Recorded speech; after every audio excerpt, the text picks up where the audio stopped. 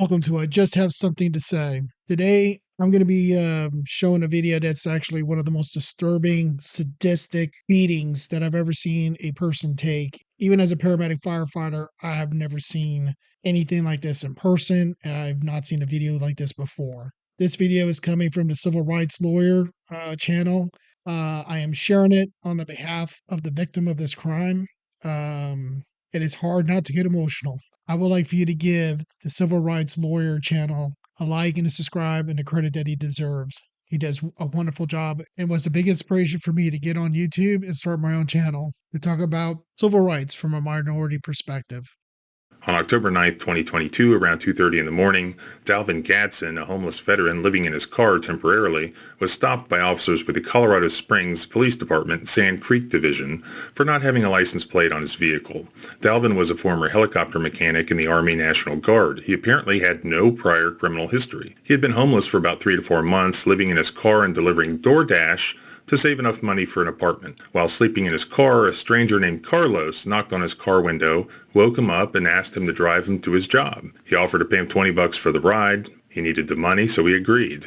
Then he got pulled over by the police. Remember, as you watch this, the reasonable suspicion of criminal conduct forming the basis of this stop was a license plate violation.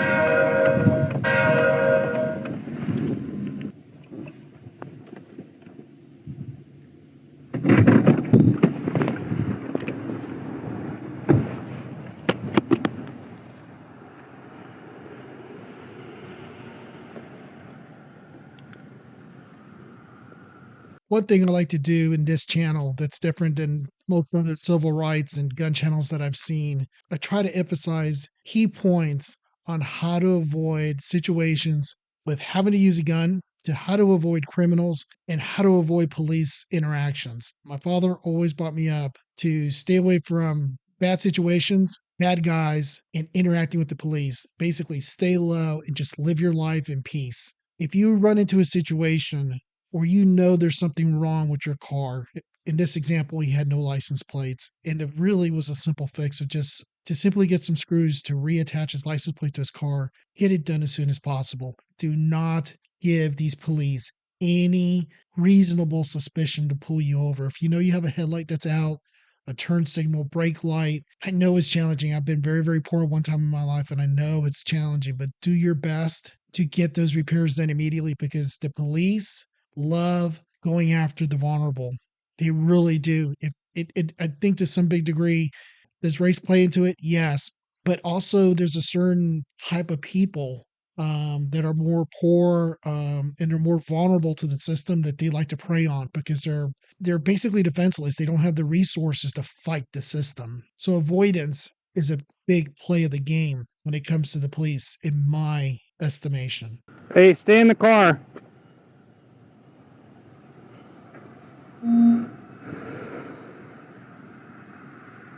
Hey, let me see your hand, man.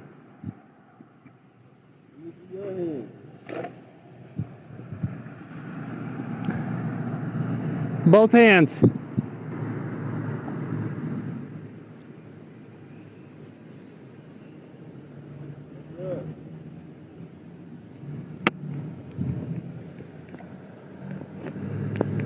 Victor 9, is there a Tom car available?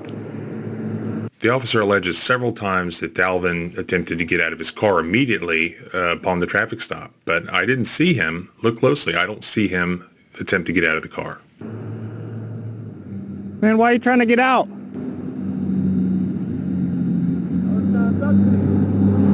All right, when do you get out of the car on a traffic stop?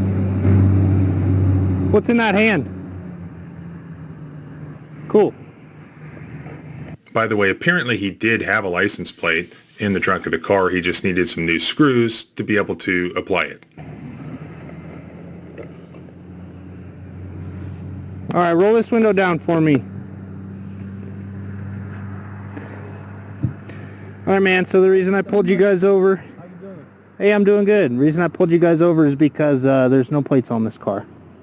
My screws, I need new screws for my Okay. Back part. Okay. All right. You guys have a driver's license on you, ID? Yes. Okay. The officer requests IDs, and they end up being provided. And so far, the two men have been completely cooperative and polite with the officer.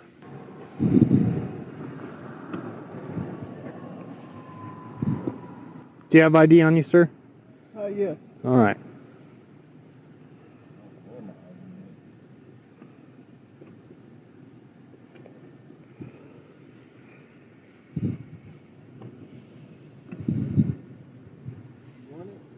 Yep.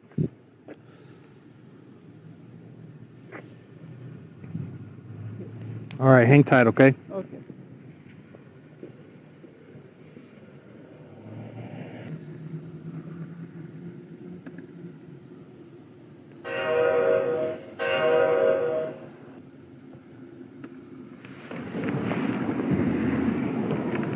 Smell the weed from here. Is that coming from the car? Yeah. This nonsense that police officers use on a frequent basis against minorities of I smell pot, whether you're homeless or you could be a very successful minority, and they'll still use some excuse to think you're a drug runner. So there's no winning with these cops. You can't be an honest working minority without them coming up with some what they think is reasonable suspicion of something they can never prove in court. And the fact that the officer was lying about the driver trying to get out of his car are steps for the officers to build a case on why they had to escalate the situation. So the officer runs the IDs. There's no problem there. Apparently, there was no criminal history problem. And this is where the one officer says to the other officer that he smells weed and also makes some mention of a knife being in the console. Yeah, like right away when I pulled him, he like tries to get out immediately. Just two of them in there. Is he going to be detained for a DUI investigation? Yeah, I was waiting for you guys to pull him out. It looks like there's a knife in the center console. Okay. Yeah, I was just waiting. Fuck.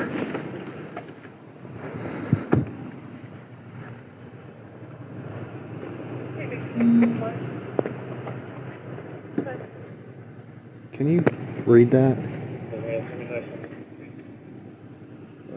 Carlos. Maybe? Yeah. Victor 9, we're code 4.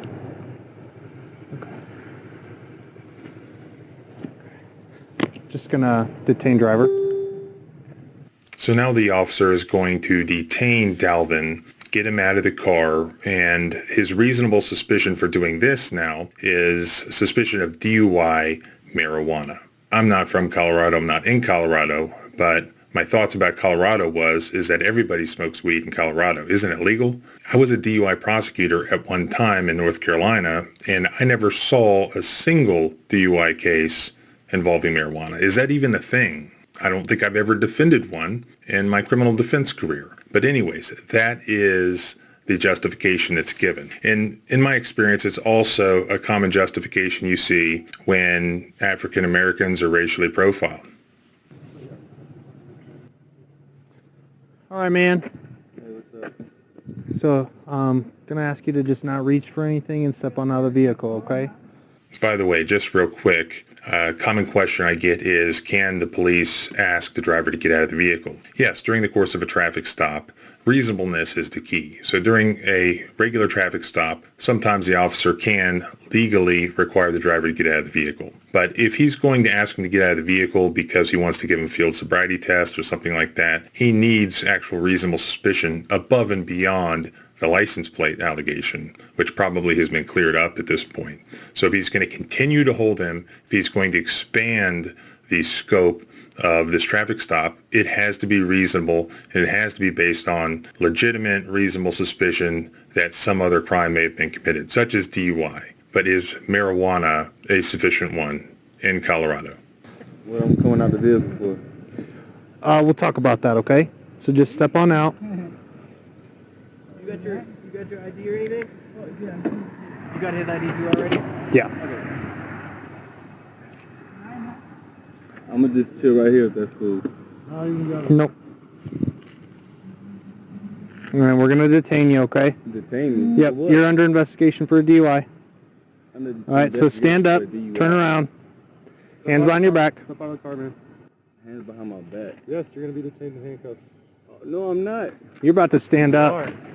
So at this point, Dalvin should have complied with the officer's demand to get out of the car, but he didn't. And I have his own words here on what happened. He says that I was scared at this moment and accidentally said, "No, I'm not." And then at that moment, one of the peace officers violently grabbed my hand, and my body's natural reaction was to pull my hand back. I did not think to do this. It was a natural reaction. And I got to tell you that unfortunately, there's no censoring what happened. This is one of the worst uses of excessive force I've seen by police officers that was caught on their body cams. I mean, there's no way for me to censor it for YouTube at all. So what I'm going to do is host the video so you can watch it uncensored at the website at thecivilrightslawyer.com. I'll also post in the description the raw footage link on YouTube as well, so you can watch it in slow motion, whatever you want to do, but it's not worth this video getting restricted. Now, I have duplicated all the links that the civil rights lawyer mentions in my description box below. I have seen multiple pictures from multiple sources and multiple videos from multiple sources on this incident, and he is absolutely right. This beating was absolutely brutal, was sadistic, unnecessary, and honestly, I hope the Justice Department gets involved because, in my opinion, what they did to this man was a crime. These police officers took it way too far. And the reason why I say sadistic, we'll be talking about that in just a few. These are the words of Delvin about what happened, and it really is bad. He says that the same police officer immediately started punching me in the face while pulling me out of my car. After the first punch, I tried to say okay, I tried to say sorry, I tried to lay on the ground, but multiple officers were grabbing me, kicking me in the head, kneeing and elbowing me in the face, and punching me everywhere possible. After I was punched several times in the face, I lost consciousness. I regained awareness lying on the asphalt. I was covered in blood with 2 black eyes, one eye swelled shut with blood in my cornea, my whole body badly bruised, abrasions all over, lips busted, ribs and spine hurting, and my eyesight was halfway gone. And you can look at the pictures. I'll put them on the website, but it is absolutely brutal. Definitely one of the worst I've ever seen. We got 2 detained. Stay here, stay here. Yep. Stay here. And the supervisor. Let's go to your thing. Come on. You're under arrest. You dumb fuck. If you notice right before I stopped this video for this comment, look at the officer's face. He's gleeful. They just pummeled this guy into the ground, knocked him out, tore him up, and they're gleeful. In just a few, you're going to see that they're basically high-fiving each other. This type of sadistic mentality I've seen in other cases, and it's something that's really kind of weird in law enforcement, but it needs to be addressed. These officers were literally posing, showing how much blood they had on themselves. It is sickening, the mindset. When I call for police reform as a conservative, it includes psychological evaluation so you don't have sadistic bastards on your police force. Hey, where's on pipes up? Go. What the fuck are you talking about, man? Next, we could show everyone that. Supervisor medical, code 2. Good? Yeah.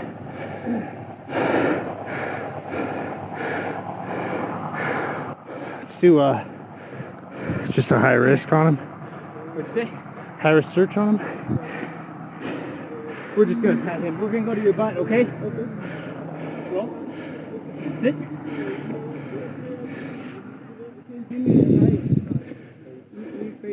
Yeah. You go. No, you're done. You're done. You're all right. You too. He's fine. You're done. You guys are good. You guys go to the. I think what we're seeing here is that the other cops on the scene have now realized how badly Dalvin was beaten, and so they approach the cops who did it and tell them to get away from the scene.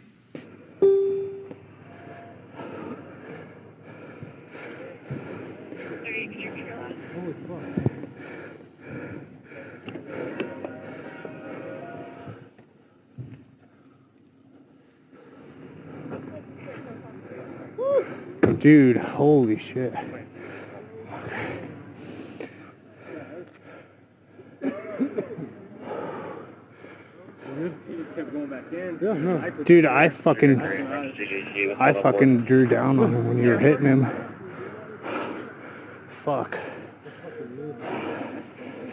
Notice how out of breath these guys are. Mind you, this is from an activity that took place with a suspect who moved all of several inches. Okay, they didn't have to run anywhere. This is due to their physical exertions of beating this man.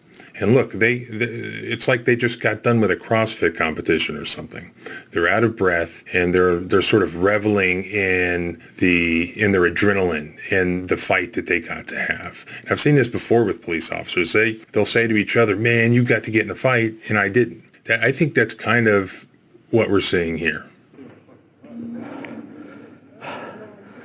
I had that left arm. It's like, don't fucking do it, dude. Holy shit.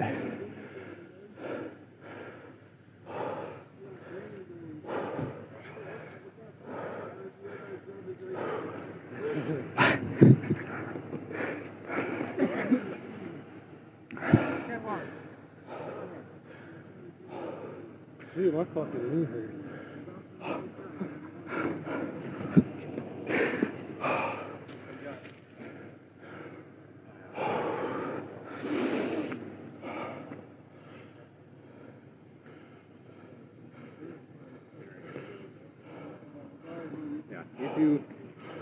So afterwards, he was taken to the hospital and then taken to jail, where apparently he sat for 2 days, unable to post a $20,000 bond that they had given him. Fortunately, I believe his sister did come up with the money and bonded him out. And of course, they trumped up all sorts of charges. But he has a GoFundMe, and I understand that he has a law firm now who is representing him, and he needs money for legal fees. So I'm going to post a GoFundMe in the link. You want to know what you can do? Here's something that you can do. It takes money to fight the government in these types of cases. And he's got to deal with the criminal charges first, and then hopefully the civil lawsuit will come after that. This is one of the worst cases of beatings I've just ever seen.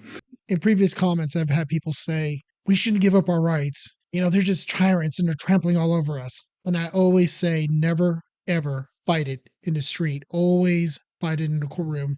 Now, the driver, I truly believe he wasn't fighting them. I think these were sadistic bastards that were looking to arrest a black man who they probably thought was in a stolen car. That's just my speculation. When they realized that he didn't have a criminal record and the car wasn't stolen, I smell pot, because they had to escalate. They had to get their numbers for that day and for that month, and it just went horribly wrong. So when a police officer asks you to get out of the car, just get out of the car. Again, if you feel like you've been wrong, fight it in a courtroom, file a civil lawsuit, and get some money, and that'll effect change within these departments. I have placed all the links below.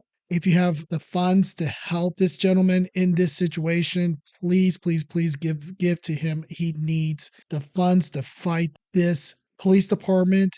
And I desperately hope that by liking and sharing this video, or the civil rights attorney's video, or the TYT's video that I'm going to put in the description box, I don't care whose video you share, that it draws national attention and the Justice Department comes in and places these bastards in jail. Because the only difference between this gentleman and George Floyd, with the amount of brutality that was exerted, is that this gentleman did not die. Thank God he did not die. I've never seen a beating like that on anybody in real life. And I was a paramedic and I've seen some serious shit, and that was awful from a beating. Thank you for stopping by.